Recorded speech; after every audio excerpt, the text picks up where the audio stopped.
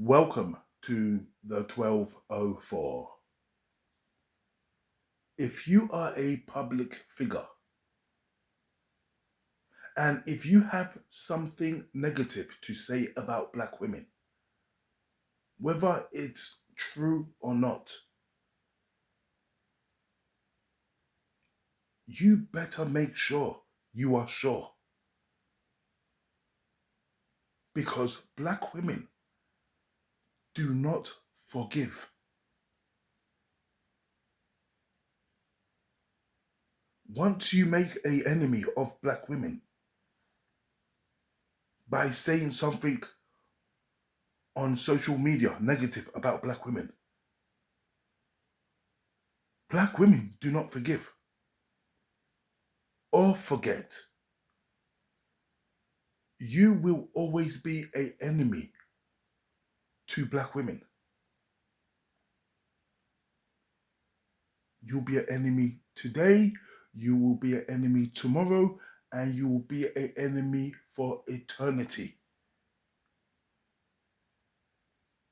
I'm not being dramatic when I say eternity, because look at how black women reacted to the news of the passing of Kevin Samuels. Kevin Samuels, he became popular and social media famous by saying negative things about black women. And when he died, black women danced on his grave. Not literally, obviously. They made fun of him. The Red Bull jokes were going through the roof.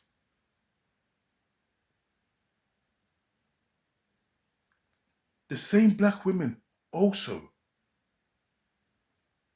danced on the grave of Toby Chuckle or Bumseli.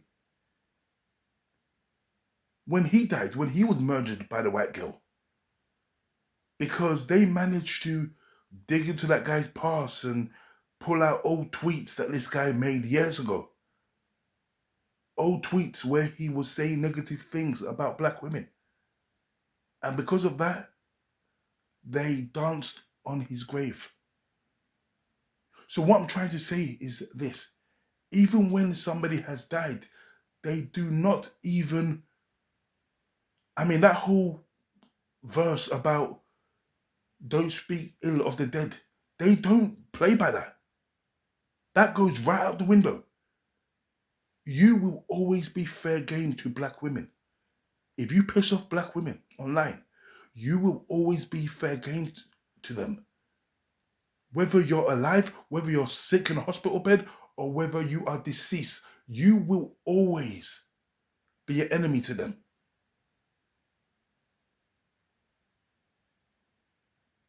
And to be honest with you, if that's how they feel, that's how they feel. I can't tell people how to feel. But I am a little bit surprised here, because I am seeing a inconsistency with black women. So we all know about the Ginger J debacle on Black Chat London. And Ginger J, black women are giving it to Ginger J with two barrels. They are letting him have it. And God forbid if Ginger J drop dead tomorrow, they won't stop. He will still be an enemy to them, because that's how they are. Black women do not forget, they don't forgive. But for some strange reason, black women have made an exception for this Pakistani male prostitute, Murad Mureli. Racist Pakistani male prostitute.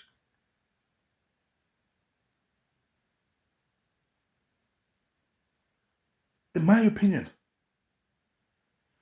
you can get Kevin Samuels. You can get Toby Chuku Obumseli. You can get Ginger J. I'm telling you right now, you can combine the three of those men. In my opinion, what Murad Morelli, what this Pakistani prostitute did was much worse. If we are being honest here, what he did was much worse.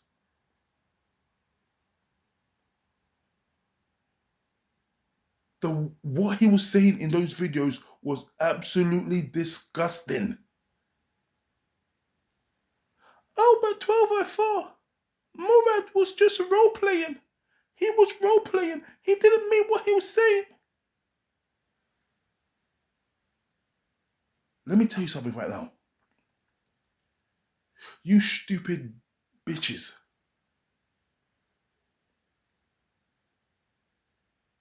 People with white friends know what I'm about to say. Sorry, they know what I mean when I say what I'm about to say. For those of you who have white friends who are into let's just say rap music,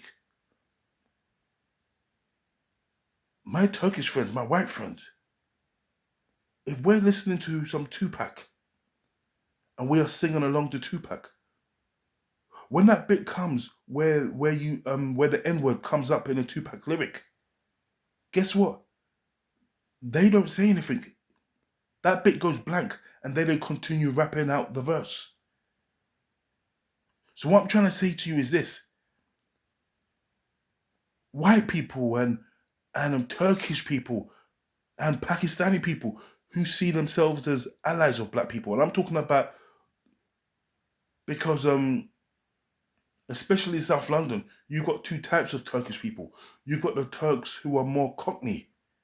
These are the Turks who are geezers. And then you've got the rude boy Turks. Those rude boy Turks don't say the N-word. Those Pakistani brothers don't say the N-word.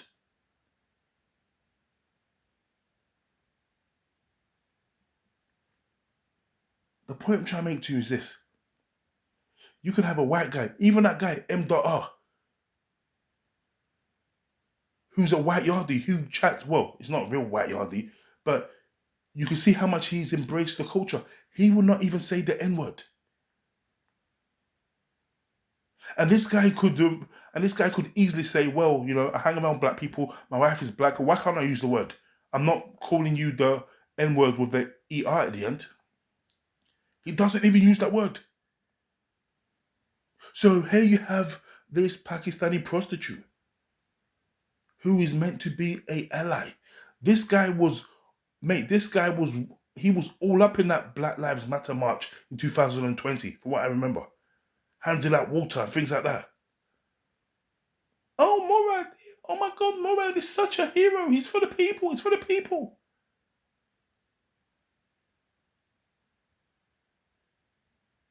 And then look what he's doing. He's using the N-word.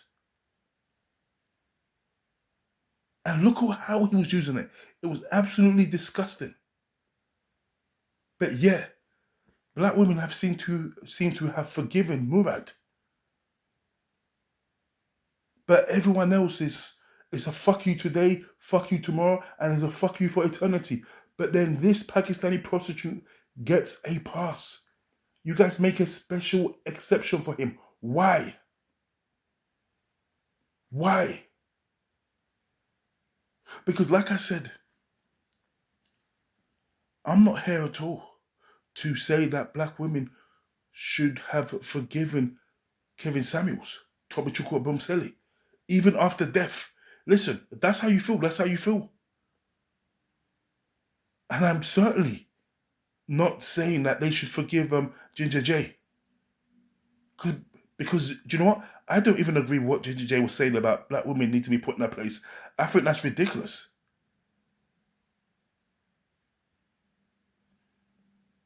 And by the way, I don't even see Ginger J as black. But he definitely has black in him.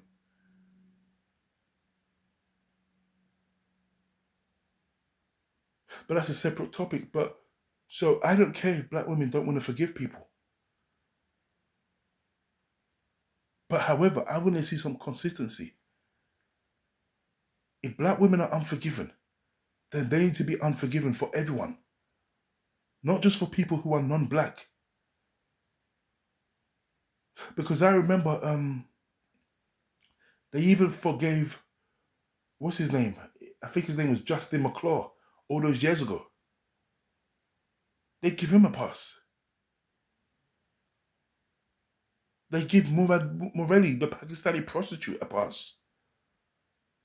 But they don't give Ginger J a pass. Now, I don't see Ginger J as black. But guess what? Black women definitely see this man as a black man. And he is getting that black man treatment. Let me tell you something about black women here. Black women are so unforgiving when it comes to black men. And do you know what? Fair enough. But then I've noticed that black women, when it comes to non-black men, they are more willing to forgive. Don't believe me? Let's roll back the years. Let's look at, what's her name? Shantanya Beckford. She was with a guy that was stealing her credit cards to go and spend on white women in the gym. He was cheating on her. And she was forgiving him. And then she goes on a show. And even when all that information came out on the show, which she knew about, she still was with him. The only reason why they broke up that day was because he was trying to go and stay in another hotel with a ex-girlfriend. And that's when she tried to attack him. And that's when he called the police on her, trying to get her deported. The point I'm trying to make to you is this. Shantanya was more than willing to forgive that guy for the cheating, for the taking her bank card and spending it on other girls. If that was a black man, I get the feeling, that guy would have been out on his black ass a long time ago. Same thing with Mariam Musa.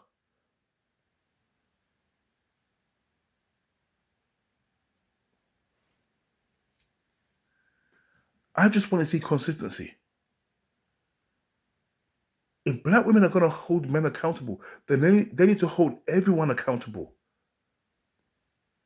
Because for some reason, the people who are getting a pass are non-black people. Because not one of you wig racks, yeah? You wig racks can tell me that what Ginger J said was much worse than what this Pakistani prostitute was doing. There's no way, I'm not having it. What the Pakistani prostitute was doing was disgusting.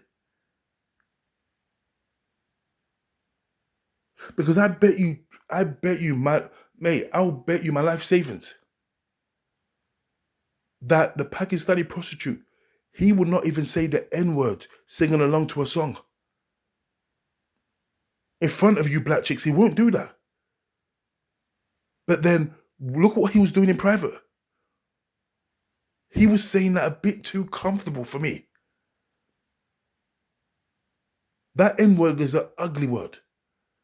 And this guy had no problem using it. And you guys don't have a problem with him doing it. Why? Because he made a little...